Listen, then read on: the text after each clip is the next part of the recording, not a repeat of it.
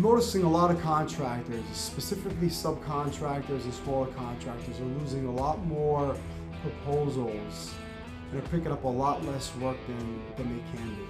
The reason is this. They spend hours and hours, sometimes days, sometimes weeks, putting together really in-depth estimates. They spend hours putting together a great proposal.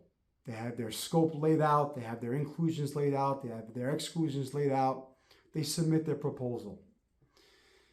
A couple of days pass, the wrong person is following up on that specific proposal. Instead of it being the owner who's the face of the company, or a designated number 2 person who may be your chief estimator following up on those proposals, you have a junior employee following up on those proposals. This is what happens. When the GC gets that call or the developer gets that call, whomever you're dealing with, they may have, if you're in within a special scope of work, if they even want to entertain your call, they're going to have questions for you. If your junior employee doesn't have the answers to those questions, they don't want to hear that they're going to get a follow-up call from somebody else, unless it's a really important scope of work. But I'll tell you this, most of the time, the GC is just going to get turned off, and they just don't have the time to play phone tag with you.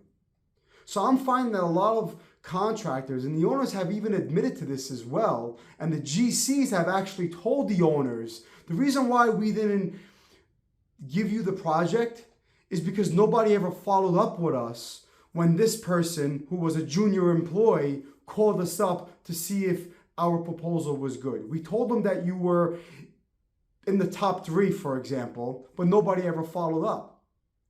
So there's too many steps that are happening, and those steps are falling apart to go from point A to point B to point C and close the deal.